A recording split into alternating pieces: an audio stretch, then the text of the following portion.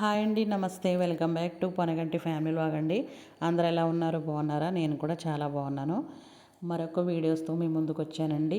ఇది non veg video, mutton curry అనమాట. Simple ప్రాసెస్లో నేను మీకు చెప్పబోతున్నాను. చాలా చాలా బాగుంటుంది. ఒక్కసారి తప్పకుండా ట్రై చేయండి. వీడియోలోకి వెళ్ళిపోదాం. ఇదిగోండి, నేనైతే మటన్ అయితే తీసుకున్నాను, కొంచెం లేతగా ఉన్నదైతే. దీన్ని శుభ్రంగా నీట్గా కడుక్కొని పక్కన పెట్టేసుకోండి. దాంట్లో కొంచెం పసుపు, ఉప్పు, కారం అయితే వేసుకొని మ్యారినేట్ చేసుకొని పక్కన పెట్టుకోవాలి. కొంచెంగానే వేసుకోండి, తర్వాత మళ్ళీ కర్రీలో కావాలంటే వేసుకోవచ్చు. వేసుకొని పక్కన పెట్టుకోవాలి. ఇదైతే తప్పకుండా విజిల్స్ అయితే వేయించుకోవాలి. నేను అదే ఒక 10 విజిల్స్ అయితే కంపల్సరీగా వేయిస్తానమాట. అప్పుడైతే బాగా మెత్తగా ఉడుకుతుంది. దీనికైతే మాత్రం కుక్కర్ కంపల్సరీగా పెట్టుకోవాల్సిందే. ఒక పాన్ పెట్టుకున్నానండి. పెట్టుకొని ఒక 3 టేబుల్ స్పూన్ అయితే ఆయిల్ వేసాను. వేసిన తర్వాత కొంచెం ఒకటి బిర్యానీ ఆకు అయితే వేసాను. ఒక 3 పచ్చిమిర్చి అయితే వేసాను అనమాట అండి. ఆనియన్స్ కూడా ఈ సైజు ముక్కలు అయితే కట్ చేసుకోండి. 3 అయితే వేసుకున్నాను. బాగా ఫ్రై చేసుకోవాలి. కొంచెం ఉల్లిపాయ మెత్తబడేంత వరకు ఫ్రై చేసుకోవాలన్నమాట. ఫ్రై చేసుకొని తర్వాత మనం మ్యాగ్నేట్ చేసుకున్నాం కదా, అదైతే మాత్రం దాంట్లో వేసేసుకోవాలండి. ఇదిగోండి, నేను చూపిస్తున్న విధంగా అదిగోండి ఆయిల్ అయితే పైకి తేలింది. మ్యాగ్నేట్ చేసుకున్న మటన్ కూడా దీంట్లో వేసేసుకోవాలి. వేసేసుకొని కొంచెం ఆనియన్స్ కన్నీ పట్టేలాగా బాగా కలుపుకోవాలన్నమాట. చాలా చాలా టేస్ట్గా ఉంటుందండి. ఇలా ఒక్కసారి ట్రై చేయండి మీరు కూడా.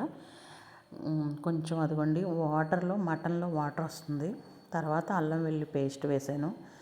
మెయిన్ ఏంటంటే అల్లం వెల్లుల్లి పేస్ట్ వేసుకుంటే సరిపోతుంది. తర్వాత కుక్కర్ విజిల్ అయిన తర్వాత లాస్ట్లో మనం మసాలా అయితే యాడ్ చేసుకోవాలి.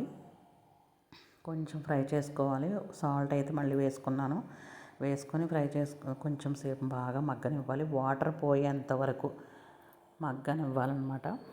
అది అయిన తర్వాత మనం ఎంత వాటర్ కావాలంటే ఒక 10 విజిల్స్కి సరిపడా వాటర్ నేనైతే వేసుకున్నాను. కొంచెం వాటర్ ఉండాలి, వాటర్ ఎక్కువగానే పడుతుంది. వాటర్ వేసుకొని నేను కుక్కర్ అయితే పెట్టేసుకున్నానండి. విజిల్ అయితే ఒక 10 విజిల్స్ రావాలి. అయిన తర్వాత నేనైతే చూడండి, నేను చూపిస్తున్న విధంగా వాటర్ అయితే నాకు ఇన్ని మిగిలినాయి అనమాట.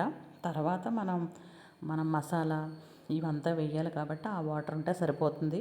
కొంచెం దగ్గరికి బాగా ఎగిరేలా చూసుకోవాలన్నమాట. పచ్చి మసాలా, ధనియాలు, జీలకర్ర, మనం వేసుకునేది చెక్క, మొగ్గ, లవంగాలు, యాలక్కాయలు, గసగసాలు అండి.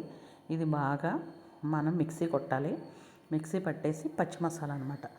అదిగోండి, నేను ఇలా దగ్గర ఎగిరించి చూసారా, ఆయిల్ అయితే పైకి తేలింది.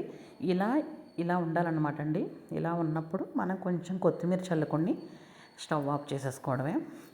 చాలా చాలా బాగుంటుంది. ఒక్కసారి మీరు తప్పకుండా ట్రై చేయండి. మీ ఇంట్లో వాళ్ళకి పెట్టండి. మీ ఫ్రెండ్స్కి, రిలేటివ్స్కి షేర్ చేయండి. సబ్స్క్రైబ్ చేయండి. థ్యాంక్ యూ అండి. Thank you all. మరిన్ని వీడియోస్తో మీ ముందుకు వస్తాను. Thank you.